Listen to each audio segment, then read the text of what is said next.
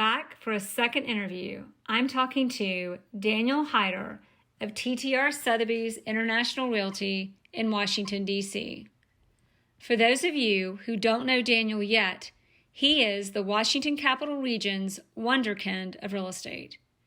In short, he's been in business for just 7 years and has quickly reached unmatched levels of success. This includes well over $100 million in sales a year.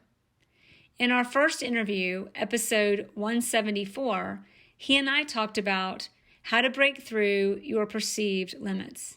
Today, we talk about how to grow at warp speed in a way that serves your clients.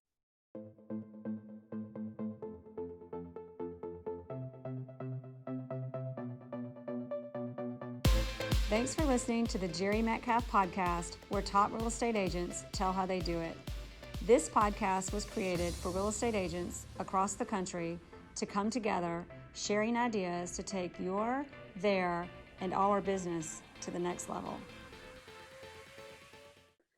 All right, everybody, it's the Jerry Metcalf podcast, and we've got Daniel Heider in DC with TTR, Sotheby's International Realty, back on the show today. We had some incredible conversations about mindset, and today we're going to talk about true applicable ways to get where Daniel is in his business. Daniel, thanks for coming on the show. Hello. Thank you so much for having me. I always love being on your show. I always love seeing you. You always talk about how high energy I am. I'm like, I'm just emulating you. I mean, just like, it's just bouncing back what there's something that a Southern affect does to me that just, I completely lose all power. So you'll have to forgive me. Well, my stepmom is from Kentucky, and she's got a Southern cadence as well. So I feel at home. You just make me feel comfortable. Well, I was born in Lexington. Oh, well, there you go. But I grew up in South Georgia. Listen, nothing wrong with that. Nothing wrong with that. So back to you. Tell us a little bit, everybody. I want to make sure we just get a recap on how amazing Daniel is, not only just what an amazing person you are and what you've accomplished, but let's start out. You're at this year, we're almost to the end of 2020, and you've done 143 million in closed. And we've got about 27 pending. Yeah. Wow. So that's 3 agents on your team. You've brought in 2 agents under you, and you're doing you've got an agent doing 16 million, which in and of itself is amazing. Another agent 20 million, and you've closed this year over 100 million. That's right. And for those of you who are listening to the podcast, not watching, Daniel is a lot younger than me and most people in real estate. That's not true. You got excellent skin though, Jer. Look at that. It's amazing what the filter will do on the camera. So Daniel stopped. He's like, I don't even know what to say to that. No, you're beautiful. You are too, and your skin is beautiful. Oh, thank you. Now back to business. So first of all, I'm just looking at some of these notes and these that I marked about you, but you've been in the business how long? Licensed for 5 years. Licensed 5 years, and you were doing over 100 million a year in not just any market, but Washington, D.C. Tell us what that's like and how you did that. But what is that like? Wow. I mean, it's incredible because I feel like I'm living out a big part of my dream. But just like with anything, it's there are certain things that you just have to just get into the muscle memory of doing in order to maintain that kind of pace of life. And I think it's just kind of going to war with myself every single day and pushing myself harder and harder and harder. And really, the gist of it is just being able to constantly invest and reinvest and reinvest and reinvest, and be, really committed to constantly taking the next step. Whether that's, looking at the phone and seeing, hey, it's one of your clients' birthdays today, and giving them a call and recognizing them and having that opportunity as another touch point to say thank you for entrusting us with the business. And by the way, Sam, our assistant, is going to be dropping off a little token, to say happy birthday, or it's being committed to making that phone call when the price is wrong and you need to have that phone conversation with that seller, or being able to invest into a social media apparatus or equipment or personnel. It's just being able to say that, you believe in yourself and your business so much that you're willing to kind of keep giving it everything that you have, because you have so much faith in the next step that it just keeps multiplying and compounding. And that's really what it is for me. So you talked about, you talk about connecting in personal ways like birthday gifts, gratitude, business, and then you're talking about investing in different ways to invest. We talked a little bit about before we started recording about like when you're going so hard and so fast. I mean, you're talking about you're at a fast pace, and the trajectory and the acceleration to get to that pace was not exactly slow. To get to over 100 million in 5 years, what did it look like in the beginning? Because a lot of people get in this business, not only, they fall through, the ones that make it, they don't get that kind of traction, and certainly not that quickly, not many. What do you think the difference is in you? How did you figure it out? I think a lot of it is just being willing to say that, I can do it, and that all of the sort of controls that society places on, especially a younger person in the industry, in a hyper competitive, luxury space, which is where I always wanted to be. And being able to be like, hearing a lot of the sort of feedback and advice that you get from a lot of folks that say, well, it's going to take you, I was told it would take me 7 years to make any money in this industry. And that, that just isn't true. Being able to really decipher and cut through a lot of the advice, bad advice, frankly, that's given, and to hold on to something that's true. In my case, being able to say, like, no, that's not going to be that may have been your path, and I respect that, and I realize that people give advice from where they are in their life, but that's not mine. And I want something that's a little bit bigger. I feel like if you're listening to a podcast right now, if you're listening to this, you're somebody who's typically invested in your own self-growth. You're somebody who likes to feast off of other people's energy and good advice, right? And I feel like we're writing down our goals, and we're listening to Tony Robbins, and we're going to church, and we're talking to our elders, and we're trying to get every little edge that we can possibly get in life or in business. And you just got to dream big, right? You just got to be committed to it. Well, you said something, pulling back together what you just said. So you said words like faith, connecting, but another one that was important was the controls placed on you, especially when you're young, and that being what you're told, how long it's going to take you, and then deciphering what's reality and what's not.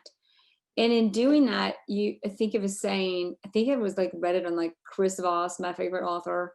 I think it was on his social media page. He's awesome. But he said, oh, isn't he? But he said, don't take advice, or be careful.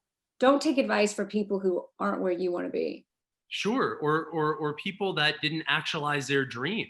And I want to get to the question that you asked me, which is like, why am I here and other people are where they are? It's a question that most people ask anybody in any industry who's, maybe doing a little bit more volume or is a little bit more successful. And we all have to make choices. We have to make choices. And so, if you want what you say you want, and you're really committed to being, whatever it is, you just have to know that there are going to be sacrifices, and you actually have to make the sacrifices to make it happen. Right. To a lot of it, Jer, it's not like a secret sauce. It's just like, I am willing, and my team is willing to just push through and to get on our horses a lot quicker when we fall off, and just keep going. What you do in the face of failure. So What I haven't taken notes on this show in a while, and I'm doing it again with you because I'm like, I want to like, we're here and we're here, and I want to bring it all home. What though does a day in the life of Daniel Heider look like today? Hmm. It starts pretty early. I typically wake up 5:30, 6 o'clock. I like my little sacred time in the morning with my dog Buck. We typically go outside. I live right on Logan Circle, so we go out in the park, and I make my coffee, and then I pick up the phone and I start I just start making things happen. We have our team phone call every day at 9 a.m., which is everybody on the team. We every Monday it's an hour long. We do that in person, and then every other day of the week it's about 15 to 20 minutes long. That way everybody kind of gets on the same page. We focus on the mission of the day. We talk Wow. about what the schedule is, and then I just go from there. Appointments and phone calls and emails, and constantly making sure that we're taking care of the people who got us here. So you are every day, 5:30 a.m., and every day you start your day with yourself, making some things happen. I'm assuming, are you checking email or what are you doing? Yeah, I mean, when I get up in the morning, I don't. I try not to, get on Instagram or get on social media apps. I'll be honest with you, 2020 has been one of those kind of curveball years where I Yeah. kind of, I mean, we can talk about how great I am all day long, but I mean, I kind of, lost myself a little bit physically. I haven't been to the gym in a while. I mean, haven't been eating as healthy as I typically should. Well, you look great on Zoom. Sorry. Oh, You thank still look you. great on But Zoom. this, we're all our own biggest enemy, right? And I'm more comfortable when I'm, a little bit trimmer, but it's okay. I'm throwing myself a bone this year for the circumstances that we're all in. But, I mean, I like to have that morning time to myself. I mean, Yeah. my apartment is kind of my sanctuary. It's where I recharge the battery. So, I take phone conversations. I like to laugh a lot. So the first phone call that we have at 9 a.m. is typically started off with something funny. My assistant comes if I'm not already out of the door. He comes around 10 o'clock to pick up Buck, my dog, and get directives from me, and then takes him to work. And I kind of just zoom out of the door and Awesome. hit it. So anyway, you're up 5 a.m., 9 a.m. call with all the team members. On Monday, that call is an hour. And then you you probably got appointments throughout the rest of the day. And do you start with like every day we're going to talk about the team call, but first let's get through the whole day and then visit each section of it. Because I think Sure. the point is like, here's what you do with your time. You said it's making choices. What are the choices? What are the habits? What are the things you're doing every day to get where you are? Um, After that, what are your other things you do, kind of your habits? Do you get up early, team call, and then client calls? Yeah, I mean, it just, I mean, as you all know, I mean, when you're a real estate agent, the schedule is erratic. Why don't I tell you kind of what's going on today, right? Yeah. So here's what's going on right now, and I can't let the cat out of the bag because we're surprising all of our top clients with something. Actually, you know what? Oh, Maybe they're not watching this, but here we well, it's go. not live yet. It may be released after the fact. Oh, good. Make Okay. sure you Well do then, it. so right now, we're focused on sending Victorian carolers to the front door of all of our clients, our top dog clients. So Oh no. so right now we're coordinating. In the DC capital region, it's DC, Maryland, and Virginia, which we're licensed in all three jurisdictions. So we've got folks in all jurisdictions, and we've got about 30 families, and the carolers are showing up and they're singing, two Christmas songs, all in their Victorian garb, and Tiny Tim is there. I've got a client that primarily lives in Park City. We're even coordinating Wow. that in Park City, Utah, right now. We just planned all of our holiday gifts, which are this beautiful wicker basket and this hand poured candle that we created that is like a holly scent with our brand over the top, and then these little wish papers that you light with the candle to sort of set your intention for the next year. So the carolers show up, they sing, they present the basket, and then 120 other of our clients will be getting those baskets. And by the way, they're all being hand delivered. So it's quite an operation. So we've been really focused on that. We're also focused on raising money for our local food bank, DC Central Kitchen, which currently we have about $11,000 in donations. We're matching up to $25,000 of that till Christmas Day. So if anybody is watching this and it's not before Christmas Day, please go to heidergives.com and make us a donation. We'd really, really appreciate it. So we're doing that. I just put something under contract. Incredible. Yeah, thank you. Yeah. Thank you. Doing our part. I just put a house under contract last night in this little enclave in Potomac called Belterre. It'll be the highest sale in Belterre. So we're coordinating all of that. I was at a listing appointment before this. I brought Cody and Nikki, my associates, along with me. A big monster listing on the Potomac River in McLean, listed for $13 million. Yeah. And then I was on the phone after that in the car with a buyer, assisting Nikki, trying to solidify that relationship. And then I'll get off this, and I'll probably scroll through all of my emails that I'm missing during this. Justin's day off is Thursday, so I'm not communicating with him, who's like my right arm, which is very hard. Tuesdays and Thursdays. Tuesday is my day. Thursday is Justin's day, and we try to make that like a holy time where we can actually sort of disconnect. Wow. Okay, so what you just did is great, because it's not just what you do every day. Number one, you get up early every day and you meet your team every day. But in the bigger, you're thinking big picture. Like, think big. Like, you're thinking about the bigger picture right now. What are we doing for our clients? Mm-hmm. The focus is on charity, on giving, and matching donations to a cause that is dear to you. And then it's serving your clients who are your clients now from your clients. I guess the 120 is your client. Is that kind of your clients? Those are, so we categorize our clients. So yeah. A, B, C, D is delete. So if you're on the D list, you're not there for a long time. It's important to keep that D there, so if the number calls up, you know what to do with it. Well, and again, I mean, some people are more apt. I mean, we get to decide, and I say this hypothetically, all of us, we get to decide what any relationship is worth, right? And there are certain people that I have never, ever transacted with. I've never sold them a home. I've never, worked with them, but they have referred us countless people, right? Yes. They're just as good as a client, if not even better. They're breeding opportunity for us. And I think acknowledgement and generosity, just in general, goes a long way. When you're good to your team, when you're good to your clients, when you're good to your colleagues, when you're good to people, and it's your intention just to be good and equitable and fair,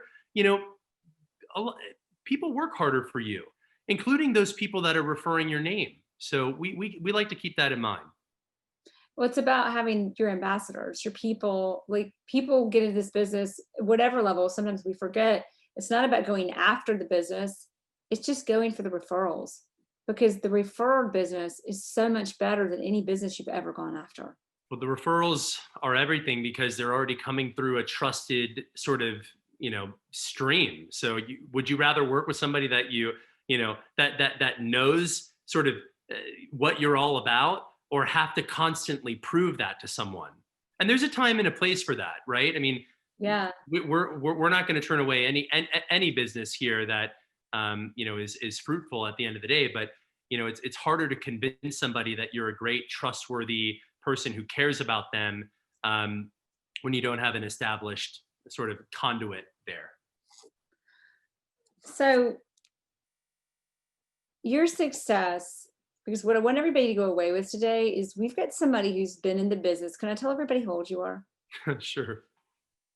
Sure. 24 years old, guys. I'm not going to tell them how old you are. You can tell them how old. I'm 33. I'm 33. Okay, he's 33. 33 years old, in the business for 5 years. What is it? And I'm begging the question, but I'm going to what is it that makes you successful? It is the way you do things. It is that, you get up every day, because people are like, Jerry, there's all this great mindset stuff, but on your show, I want to hear about, like, what do I need to actually do? Mhm. You need to get up early. Yep. You need to meet with the people most important to your success. Like, my number one is get up in the morning, time with my husband first, take the kids to school, the whole family, and Right. then it's with my team. Every day, my business day starts, like you, with your team. The other thing is, you go from micro to macro, the big picture. What's the experience that I'm giving them?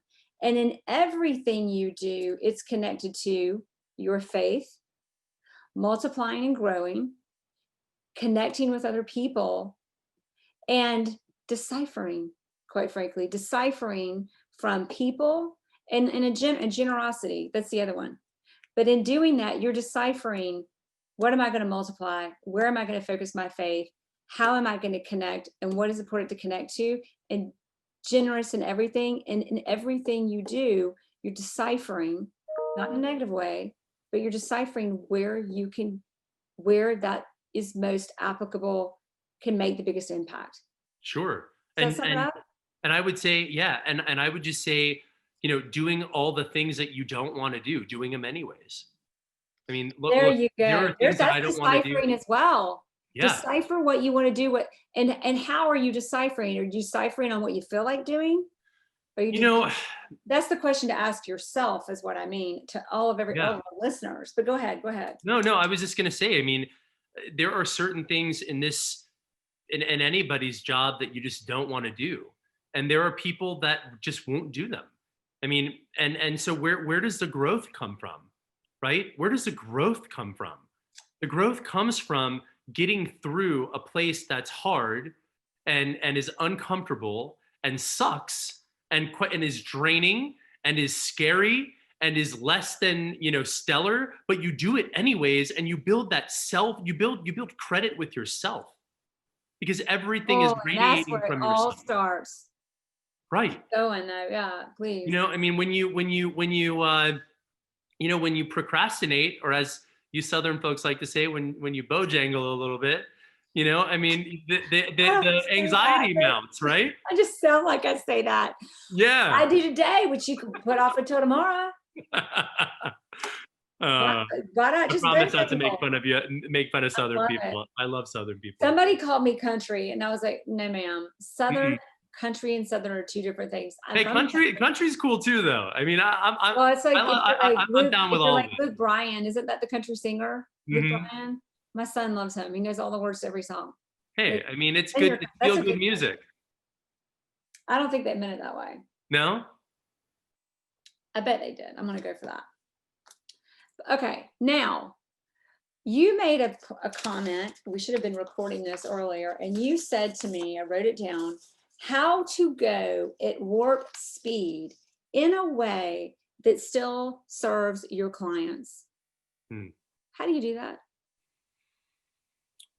I mean, just constantly, obsessively being aware of, how you may be perceived, how, I mean, we all get interrupted in the middle of the day. I mean, I was at a listing appointment the other day, and it was an important listing, but I was involved in 2 multiple offer situations with 2 various buyers, and I needed to take the call. And taking that call and excusing myself from the table when I'm trying to earn the business of somebody who's sitting right in front of me, I mean, that can be an anxiety-ridden process, right? Because we came this far, right? I mean, we got that listing because we created a beautiful mailer that had all of our accolades for that, past couple of months. We're sitting there at the kitchen table. They're making a decision, come that far, work that far. And for somebody to just have that perception issue, like, oh, he doesn't care, he's got so much business, or it's somebody else that he wants to grab the call from, and just making sure that those people feel that you are there, that you are present, that you genuinely needed to take the call, and I mean, that's one example. Just constantly showing up. Well, wait, what did you say? I just told them, I just told them the truth. You You know, take it for granted that you're good at this. Most people would have a panic attack. Like, well, I guarantee you used it to make them feel better. Tell us the well, story. Here's you the know whole what? I mean, story. when you are representing someone, whether that is listing their home or they're a buyer and they're in your care, you have to act for them. You have to Yeah. act. And if you're going to be, if you're going to be that kind of stand up person, that boss that just gets shit done, you just gotta, sorry, 1 minute. And you just take the call and you just make it happen. And I thought that in that moment, they realized that I was going to bat for a client. Right. And I told them I would never, ever, ever do this. But I had to. It's one of my best friends. He's moving back into the area. I got to win this negotiation. Please excuse me. And I've won both of those multiple offer situations, by the way, just as an aside. But I mean, This is a side note. That's what we're here for. it was cool. It was a good. It was a good day. How long did it take? Like, how long did you leave these guys hanging at the kitchen table? Not long. 5 minutes. Yeah. I mean, it was a quick call. But just again, just going back to constantly checking in and making sure that everything is okay. I mean, with the amount of business that we have and the things that I'm managing in a day, there are a lot of things that maybe everybody wouldn't do so meticulously. Maybe not read the email completely, or respond to the client in a certain way. And I just feel like, if you're signing up with us, you deserve a level of service that we provide. So, I mean, the way that my team is built out, I mean, it's very service heavy. So the way that your team is built out. Mm-hmm. Yeah. So we do not operate on a sort of lean and mean platform, and that's because I am completely obsessed with service in every way. So we've got 4 assistants, and that really helps us streamline my day so that I can be involved in the conversations that people are hiring me to be a part of. Right? I can be involved in the strategic conversations that really grow my business. I can be involved in the social media strategy. I can be involved in all of the things that I really need to be involved in without being a jack of all trade. And no one can do this job flawlessly without a great team. So you've got 4 assistants, and then you've got 8 people on your team though. So 4 assistants and 4 agents, or 3 agents? So Justin is my managing partner. So I don't count him as an assistant. Justin is basically the guy that runs operations and logistics. So you've got 5 assistants. Pretty much. We won't. Well, if he listens to this, just for the sake of, is he licensed though? He is licensed. He's licensed. For all practical purposes. I love how you're like, yeah, he's just like the best. Don't mess with the street team structure, Jerry. I know what it is. I mean, listen, he wouldn't mind. I mean, listen, at the end of the day, if you want to call him an assistant, you can call him an assistant. He's the best paid assistant in the industry. Exactly. So he is. So you've got 4 assistants. Is it Justin? Justin. Justin is your man, your well-paid right hand, like your chief of staff. Yes. And then you have 3 other agents on the team.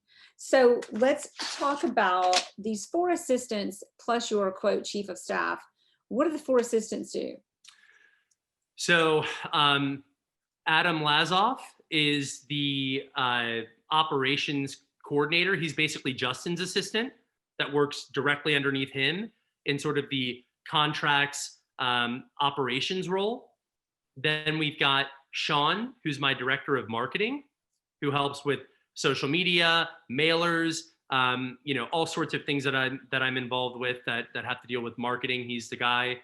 So social media, and what else? Social media, direct mailers, ad placement.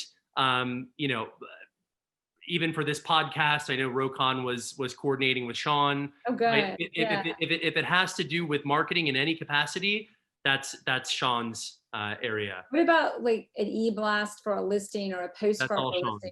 Is that Sean? So all things marketing, no matter what level. And then after Sean, you've got Sam, who's my executive assistant, who handles so much. I mean, he's taking care of Buck, my dog. He's running client gifts nonstop. He's, helping sort things in the He's the office. field guy. Yep. So he's the field guy running things. He's out in the field running things to office. Does he open doors, let inspectors in? It depends. It depends. Typically on an inspection, that's more of Adam's role. Okay. But he's like my sort of, he's like another right hand to me. Sam just knows what's going on. And then who's the last guy? Sam, Adam, Sean, Justin. Those are the. Adam, Sean, Justin. So Justin is one of the four. Well, I would consider him in a support role. Okay. So you've got Justin, Adam, Sean. I'm sorry, Sean X. I'm sorry, Sean X. So Sean is new. I'm trying to keep everybody straight right now. Oh, I love it. Everybody gave him a drink before we started. It's taking effect now. Exactly. Adam is operations. He's more of an intern. He's a marketing intern. So we've got two Seans. The Seans. Two Seans. Oh no. Okay. So you've got Sean, director of marketing, and then Sean, his assistant. So okay. each person who has a big role has their own assistant, pretty much. So Justin is operations, and Adam works under Justin in operations. Sean is marketing, yep. And Sean X works under Sean in marketing. That's right. Now, at what level do these guys serve the team? How does that look? But when I say team, the other agents, the two other, you have two other agents, you and two other agents. Me, Nikki, and Cody. Okay, everybody, forgive us. We're going to start over. You, Nikki, and Cody are the agents. I missed somebody on assistance because I want to understand this, because this is I can't tell you how many people pick up the phone and call me all the time. They really want to understand different team structures. Your team structure, Justin is basically your chief of staff. Justin is over or has Adam working operations under him. Adam is Justin's aide. His aide, thank you. See, it's just like you guys sound like you're like the president of the country or something with these. Well, we're building a platform for something big, right? I mean, exactly. Here's the thing: most people would never, ever. I mean, I remember a very prominent agent in our market pulling me aside like 2 years ago and saying, like, Danny, you got way too many people. And mind you, I wasn't doing $150 million a year at that time, but I was going to. And so and you set up to. Exactly. So you got to take the risk. I mean, I've got multiple people on payroll. It is not cheap. Having one of these guys is extremely, extremely, costly. But it's, it's worth it.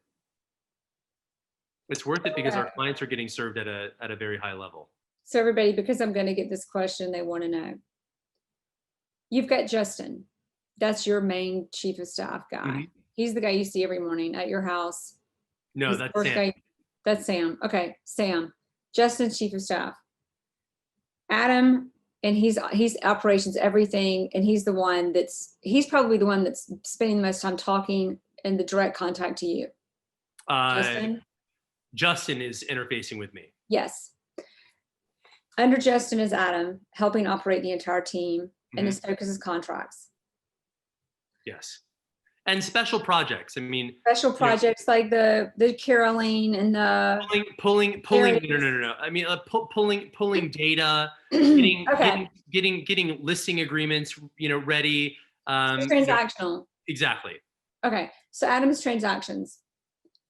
I'm assuming Justin helps show properties and. Oh yeah. Clone Definitely. Of you almost. Definitely. Sean is marketing. Sean X is Sean's marketing assistant.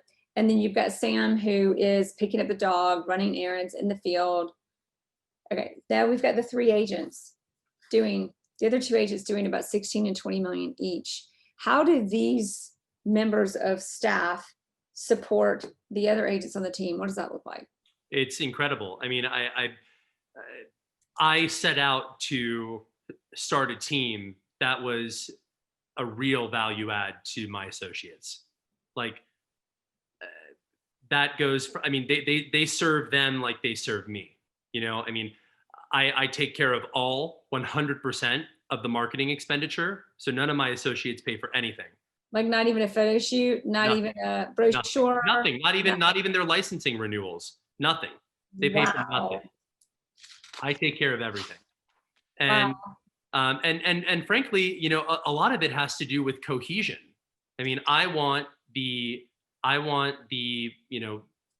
sub brand Heider to to not be disjointed. I mean, I've spent a lot of time and resources into formulating this sort of sub team brand that I have. And so I like to get down and dirty, right?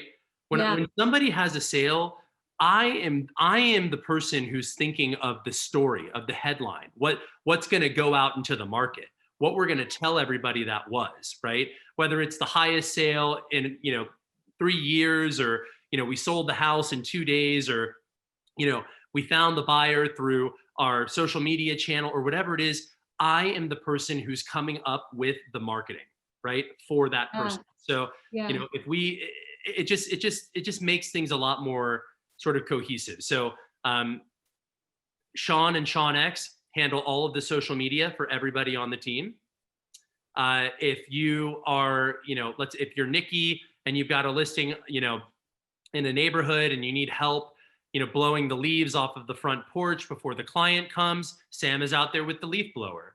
If there's something that needs to be moved or scheduled, or a photo shoot that needs to be, configured, or, then that goes to Sean, right?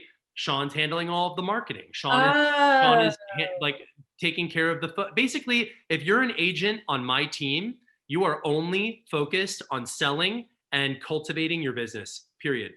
Everything else is handled by us, right? We take that ball and we handle it. And I'm available, and Justin is available to those agents to help them answer all of the tougher questions, right? The logistical questions. Maybe the client has a special request, or there's a fire that needs to be put out. Then they grab one of us and we go and put that fire out, right? I mean, we provide an incredible value apparatus for the people that we select to work on our team. So look, for Nikki, who started with me and got licensed with me, she was a client of mine. I went through 2 transactions with her. We became very close friends. She's never had to experience a typical real estate office environment, right? Never had to deal with doing the marketing yourself and doing anything yourself, right? I've handled that. So it's a big undertaking, but it's a lot of value. And with that value, I mean, it frees up a lot of time for them. So having someone new, like, how do they know how good it is? Does she know? I find a lot of new agents because every person that's on my team, I have hand selected and I have known for a very long time, and they're all on my frequency. I mean, they understand what it is, and they're so grateful, and I am so grateful. I mean, truly. I mean, this isn't just about me giving. This is about what they give to me. I mean, I love them, truly. I mean, Cody and Nikki and Justin and everybody on my team. I mean, everybody is a stellar player. They're a varsity player, and I treat them like that. Back to generosity. I mean, you're probably thinking like, oh my God, this is crazy. Nobody, handles things like that, right? Our team is close. We're not quite exactly, but you'd be like, it's interesting how similar. We are. Yeah, you got to take care of people. I think that's the future. The last interview, a couple of interviews by the time this releases, I don't know if you watched Chad interview me. I did. I can't watch. But he talks about the future of real estate and teams, and it's about the dynamics of real estate. Our brokers have gotten so big, they can't give agents what they used to. There are other things that they can give agents, though, that a brokerage couldn't. But to replace that or to change with the market, it's these teams that we're talking about building. Well, because in a team, you you're I mean, at least in my in my world, I mean, I can control their environment a lot more, right? Exactly. I mean, listen, I am one agent in a sea of hundreds of agents at my firm, right? Yeah. And look, it's really important when you're producing income for someone else, for that firm or for that person to acknowledge you, to say thank you, to kind of to understand what it is that you're doing, to not lose sight of you, to add value to you. Jer, it is a value game that we're in. And you're exactly right. Diminished value, people are going to flee. They're going to start something new. They're going to go somewhere else. They're going to go to another firm. They're going to leave your team. If you're not providing value, you're out. You're out. And so, that's the way that I look at it. And I fight for those relationships every day, every Yeah. single day. I don't take them, I don't take them for granted. I don't sit on this, mountain and think you're so privileged to be able to work for me. I don't. I'm lucky that they're there and I love them and they give to me. And so I take care of them for that. Right. And I Exactly. selected them. So, it's an important thing to add value. So really, I mean, I love that. I love like you're like, we're not a lean team. But it's amazing how when you contribute and you give and you structure for value, it's amazing how it just pays off tenfold. Well, Paying off is like the wrong word. well, Yeah. you know what though? Because Gross,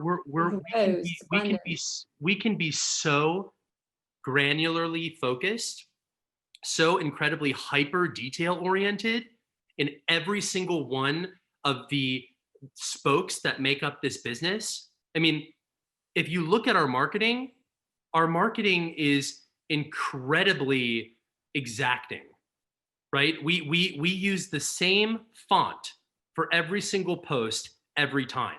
If you look at our colors, we have the same colors that we use, the way that we apply the all of the what do you call it? Graphic design, right? The way that we apply that, it's consistent. Our photo quality, the music quality. I mean, everything that we do is so incredibly granularly focused. I mean, and that's just marketing. I mean, come over to contracts into Justin's world. I mean, that is a completely different game. I mean, you're not, I'm sorry, but Justin holds it down like nobody. I mean, he knows every single word of the contract. He is so proactive. He is calling the lender to crisis avert a problem before it ever happens. I mean, he's looking at my schedule and see, I mean, it's amazing what this ethos is on our team and how we perfectly interlock with each other. And we all support the vision of being noticeably different, but supporting each other and giving to each other and staying focused. And we have shit days. I mean, there are days where, I just lost a listing 2 days ago that I had for 2.5 years. Wow. It was, it started off at $7 million. It should have been priced at like, 4.5. We stuck with it. We did the cinematic movie. We did the virtual tour. We took the ads out in the Wall Street Journal. We took them out in all the social magazines. We spent about $27,000 on that listing and we lost it, right? Yeah. And so, of course, days like that impact the team a little bit and things that go haywire and fires that need to get put out. But what I think makes us different, what really makes us different is that below any sort of, crazy day or up high or low, there is a bedrock of incredible trust and incredible loyalty and incredible friendship that supersedes even the worst day. I have been there, I have seen it, and I have a lot of faith in my team. I have a lot of faith in them, in each one of them. Wow. Faith, growth, generosity, connecting, deciphering. That's you, my friend. team meetings, these 9 a.m. team meetings, because it all starts with that. Mhm. An hour on Mondays, and then what is it, 15 minutes on the rest of the week? Yeah, 15, 20 minutes. It doesn't really go longer than 20 minutes. So what do you cover? How does it go? What does it look like? What are the focus points for each team member? Does each team member? Well, I like to start the call with something funny every single day. I always say something funny. I either say something that's completely, anyways, that'll be a different podcast. I say something that's outrageous, that makes them all laugh, or I pull a story from the day before, or I do an impersonation of somebody, or an impression, or something that gets everybody, in a high vibration, right? I know they're going to look forward to it. Yeah. I mean, we you love better to be on laugh. time or you're going to miss it. Yeah, I mean, Awesome. so after I make everybody cackle, and I don't know if I'm making 100% of everybody cackle, but at least Nikki laughs with me, and Justin sometimes. But then we go into the day's schedule. So I'll just hit line by line what's going on. If I know that there had been a contract out by one of the associates, I'll ask them. I'll say, Cody, how's it going on 1515 15th Street? He'll tell me where he is in the transaction, any points that he may need my help, or something that I can volunteer to help with. The same thing goes for Nikki. We go through all of the sort of client maintenance initiatives that we have, pending transactions, and upcoming listings and all of that. We try to make that more of a Monday sort of subject matter. Client maintenance initiatives. Mm-hmm.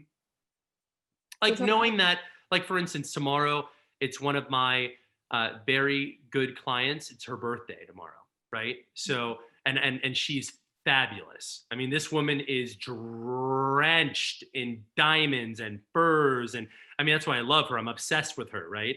She's just amazing. She's so warm, and she loves me, and I love her, and like they know that when I go to lunch with this person, it's a 3-hour event. So block the schedule, right? So we're looking at the schedule, and I've got everybody's birthdays, and I've got all the important things. Yeah. I mean, it's hospitality and real estate really merged into one, right? So we're looking at the calendar, and we're thinking, okay, it's this person's birthday. We're going to take them to, this restaurant. We're going to be sitting in an igloo tomorrow with these fur blankets. And I've got her this fabulous gift from a, luxury store, right? Like those sort of things. If somebody needs a call, if they haven't heard from me in a while, right? Yeah. If there's a listing where maybe there hasn't been a mailer that's gone out in a while, or somebody needs attention, right? We address it on that call. I put it on my list. Everybody has their designated list, and we go and we attack it, right? We just make it happen. So that's that. So you basically run through, example, our team, we run through, we say, we leave every meeting with an action list. This is what we did yesterday. This is what, because we have, similar to you, listing person, contract person, marketing operations person. I kind of share marketing operations, and then just like being an agent and oversee everybody person, and then the agents. But here's your action list from yesterday, checked it off. Here's the status of my category today, and then Jack follows up with action list tomorrow. Do you guys do something like that to keep that? It's more of just a reminder of what we're doing today, because sometimes our days are so crazy. I don't know what's happening the next day. I don't know what's even happening that day. Exactly. So it's just a reminder. It keeps us all focused. And then I always end the call with a reminder of what we're all here to do. Right? And some days it's a sermon, right? Some days it's me sharing like for instance, I shared with you, I lost that listing. That's not a highlight of my career. I don't like losing things, right? But and I was a little beat down for a couple of hours, right? Yeah. For a couple of hours, I was a little beat down. And then it's time to get back to it. And listen, some of my, I have associates on the team because look, they're not doing $100 million each. So every transaction means a lot, right? And if something goes haywire, it can be a bad week for one of my associates, right? So I said the other, like, for instance, I'm just giving you things that are happening in real time. I said to them recently, I said, look, with the amount of volume that we're doing and the amount of families and people that we're coming in contact with, there are going to be times where you lose the listing, where you've done every single thing that you could possibly do, but yet they want to go a different direction. They want to reduce the price, of course, the commission gets cut, and all of that stuff just goes to hell, right? Or something goes haywire. But the thing that we have to remember is that if we're not having those things happen every once in a while, I'm not in the business of losing people, but every once in a while, you just don't have enough business. Our job is to get it, is to get the client, to serve them better than anybody in our market, to take genuine care of them. And then while we're doing that, get another one and another one and another one and another one. Because you know what? When you lose a listing like that, it doesn't hurt as bad because I've already got five more of them teed up in the pipeline, right? But if it were just that one listing, it would have hurt a little bit more. And we have the blessing of a huge business, and we have to keep in mind that not every day we're winning, right? Everybody wants to post on their social media, I mean, including myself, all the wins. Oh, we did this, we did that, we did this, we did that. How many times have you seen on Facebook somebody posting, hey, just lost a $5 million listing that I just spent $25,000 of my own money on, and 2.5 years? How many times do you see that? You don't see that because people don't share that. And the reality is that when you are producing at volume, you're gonna have a lot of wins and you're gonna have some losses. But as long as you're winning the majority of them, right, it doesn't matter. Our job is to wake up, is to get on the horse and to call and to make things happen. That's what we're supposed to do. So is that what the morning meetings with Daniel Heider look like? Yes, they do. Or we also the Daniel Heider sermons. You need to come to the South. You're in the South, but not far enough. Not far enough. I'm not.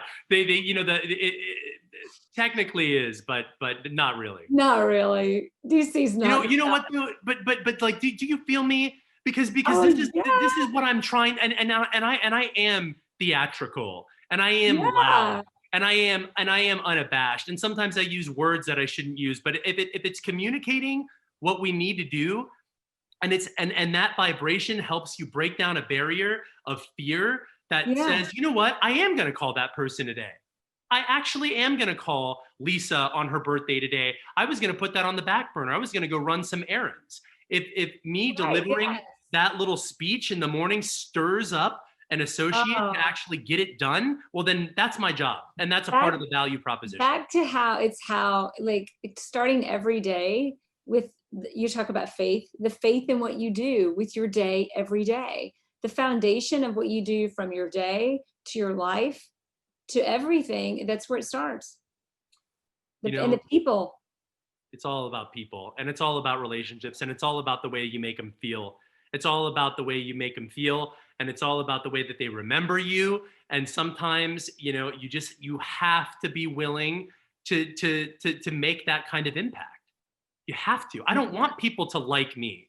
I want people to love me. I want people to jump in front of a speeding car to say, you need to be working with Daniel Heider. I know your Aunt Sally is a real estate agent, but no, you gotta call him. You gotta call these people.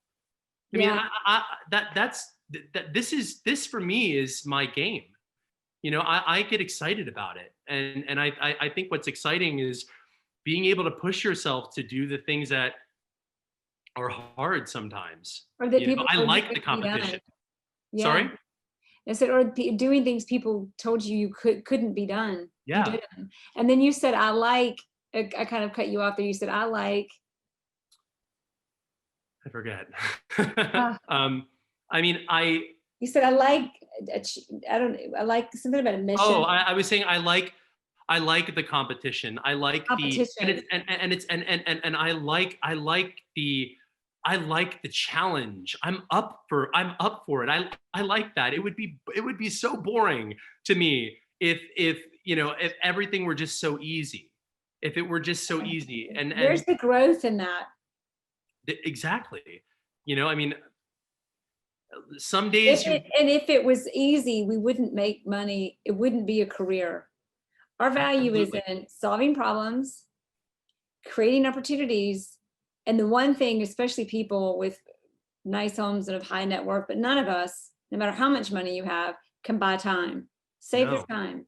And to add to it, especially the Daniel Heider touch, add the value and add the experience and make sure the moments they're on this planet are as good as they can be, especially when they're with you. Yeah, I mean, exactly, Jared. Thank you for saying that. And you I'm know, just I feel repeating like what you said. Yeah. you said that, you know, you wanted that people call you and they want specific advice, right? They want to know the thing. They don't want to hear you know, I mean, oh, I'm the best and vague and right.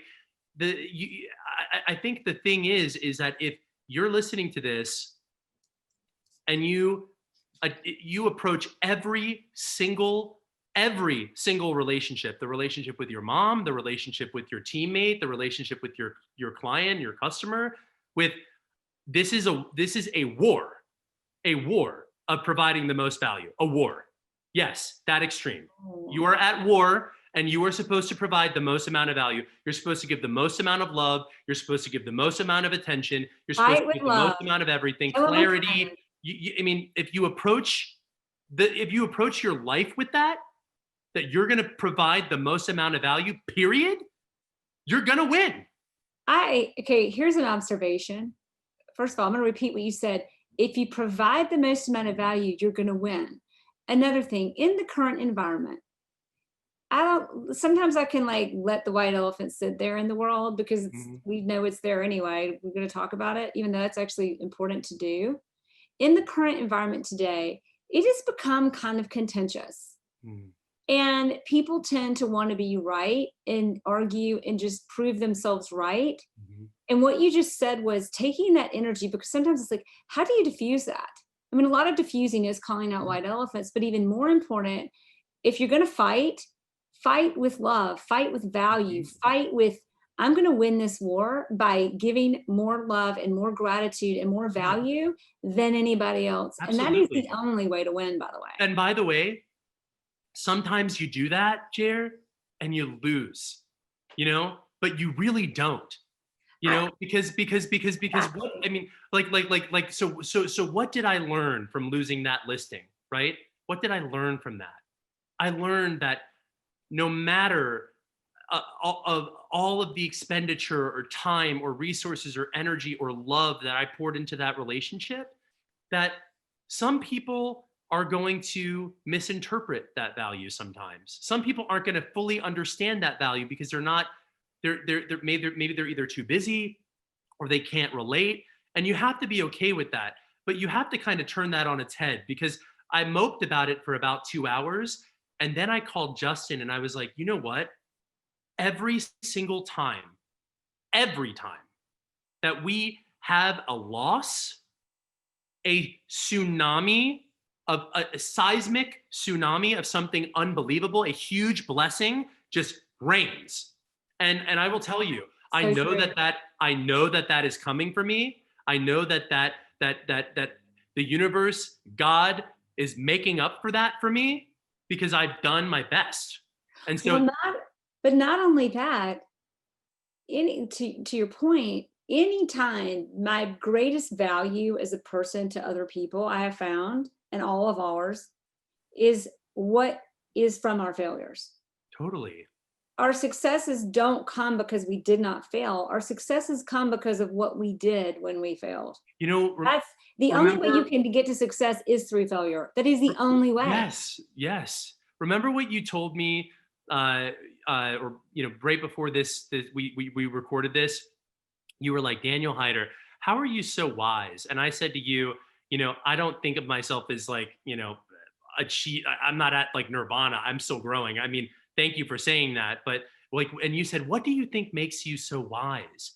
And I told you that it was the spectrum that I've experienced in life. Yes. Right? Like, Jared, remember you were saying, you were like, man, I've been so broke, man, and I've been so broke too. Right. And I have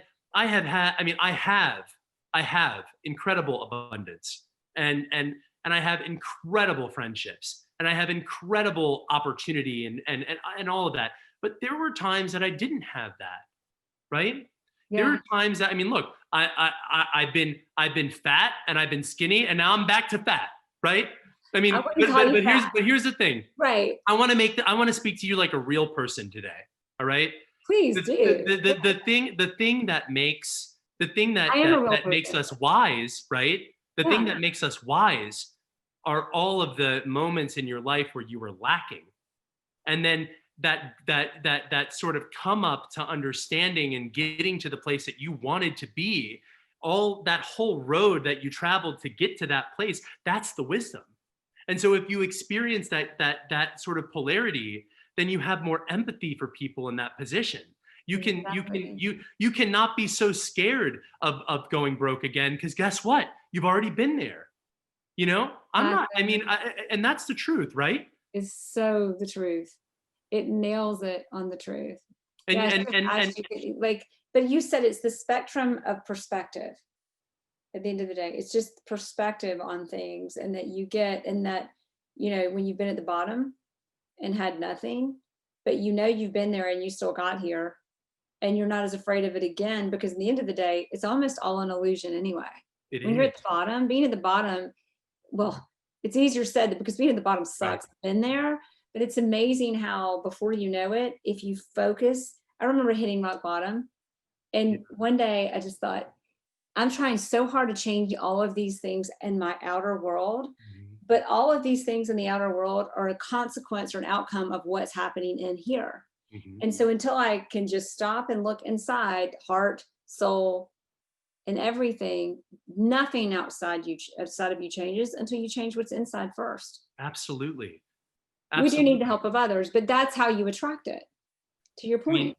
understanding that the lack is the key, that the loneliness is the key, that It is.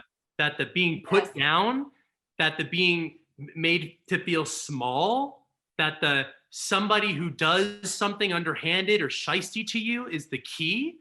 I mean, that really is the key. And Because then that changes the perspective of when it happens. It's actually not the end of the world.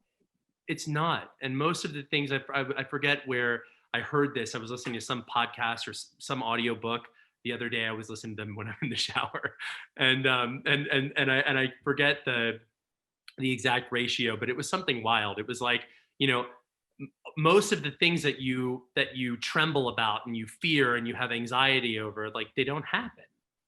Like they don't like most of it just doesn't happen. Or when something seems like it's to what I was talking to somebody yesterday about this, they were really worried about their situation. And I said, it's funny how, and I heard this from someone else, when you're in the middle, I think I heard it like on Peloton, like Allie Love or somebody Yes. on, Yes. love her. But she said, like, I think it was her, you're in the middle of something and it seems so awful. It feels like, but on a scale of a 1 to 10, it feels like you're at like an 8 or a 9, on Mhm. 10 being the worst. And then when time goes by and you look back, you're like, that was like a 2, Totally. Totally. right? Totally. And Jerry, you know Yes. what I love? You know what I love about your team? I feel What? like you guys have a similar like Love it. camaraderie that I have, because Yeah, you guys have these antics, and I can tell you all work hard, but you all love each other, and you support each exactly. other. Like at the end of the day, I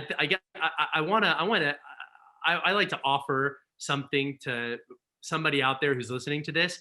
Like back to value real quick and being on a team. Yeah, Like the goal of a team is to actually be a team, to really support each other, to really lift each yes, other up, right? And yeah, so if you are out there listening right now, think about the value, number one, that you're providing to the people and that you can control in your life and your team and your business. But also, maybe start to think about where you fit in best and where you could add the most amount of value in a team structure like mine or like yours, Jer. yeah. Because being a lone wolf and doing it all yourself, that's just really tough. It's tough. It's Oh, tough. we could have so many stories about that. Our entire team, we talk about it all the time, like how we don't, I wouldn't want to do it. And like you said, I'm No, so lucky to have every single team member. absolutely. So we've got like 8 minutes left. And I want to ask you, we were going to talk about, and we didn't hit it. So we're going to do our quick final 3. And one of those questions is going to be a quick answer And if you're willing to come on, this is our second interview, a third time. Love to really answer this first of the four, like the last four. One, you have 42,000 followers on Instagram, and you have 2 million followers on TikTok. And everybody go to TikTok and type in real estate. Daniel Heider comes up above and up everybody. Like, we haven't even touched on that. So now you have to come back on, because everybody's going to go, okay, seriously, like, wait, what? I'd love Give to. us a little, just a little clue of like, exactly how did you do that? Did you have a plan? I'm sure that didn't just happen. No, it didn't. It definitely didn't just happen. I mean, I had been plotting and planning for a really long time. That started with my own branding, right? I mean, you know, in this game, the 101 thing that every agent needs to understand if they want to be successful is don't look like your competition. Don't look like them. Thank you. Why would everybody doing the same thing on social media and these templates that companies give you? And it's just, that is not making you stand out. I invested a lot into what my sub brand looks like. And you can go to danielheider.com and experience what that's like. And you can look at our marketing on Instagram and experience what that's like for a reason.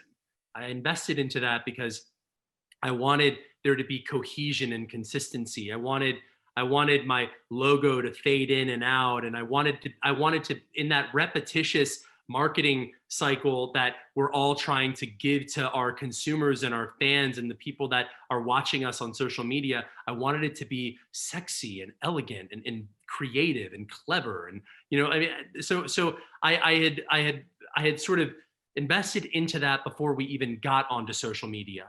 And, you know, TikTok was such a huge opportunity because, you know, the pandemic started and everybody was at home.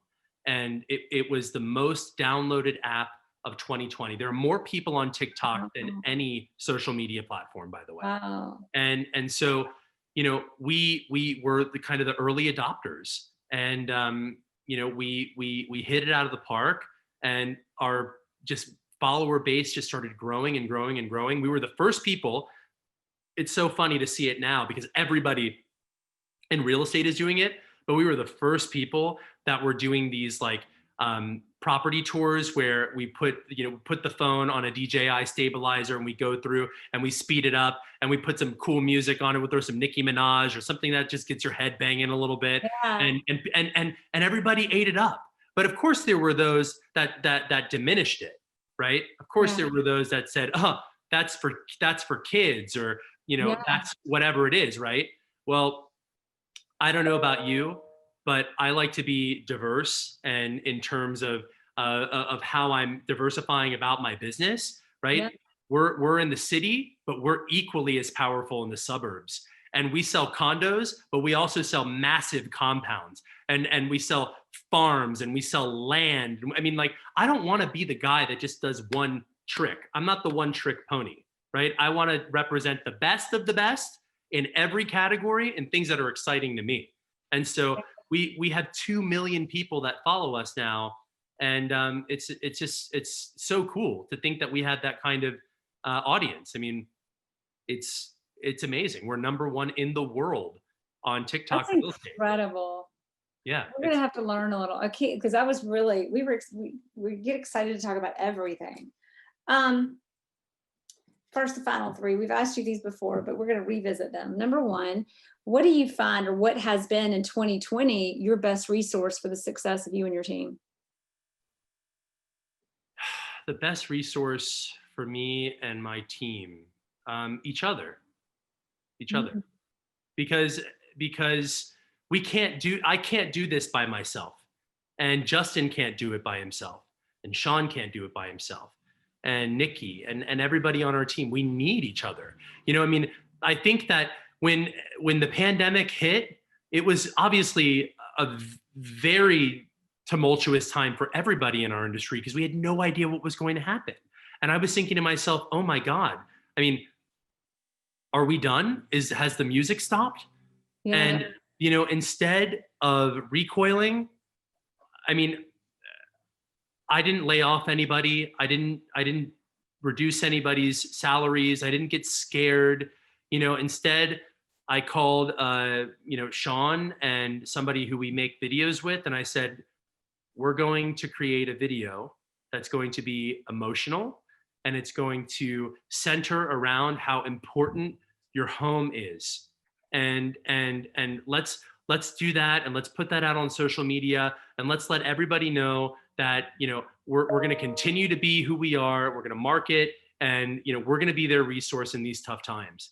And we put out that video, and I doubled down, and I poured more money. This is a fact. I poured more of my resources in that time of absolute mayhem and being scared into mailers, into calling people, into gifts, into being, than I ever have. Most people were twiddling their thumbs or didn't know what to do because they couldn't go into work, or they were, and there were a lot of people that needed that break. But I took that moment of panic, and I just kind of flipped it around and just dumped it into my business. And we were ready. What a blessing to be a real estate agent in that time. So many people they were just getting laid off, and what do you call it? I'm forgetting what they call it. Furlough. Yep. Furloughed. But I remember being, as an agent, I was like, wow, like I've got a job. Still, I've got a way to make money. Forget job. I've got a way to make money because of our industry. So I do have to go because I actually have a showing. Go get it. But wait. No, 2 more questions. Next question, book. Give us your book. My book is always the same. Books. My book is always the same. Carnegie. It's the Bible of human interaction and value, which is Dale Carnegie's How to Win Friends and Influence People. My Bible. Love that. Last question. If there's one thing you hope we remember from this conversation, or everybody listening remembers, if they're just going to not remember anything else, what is that one thing?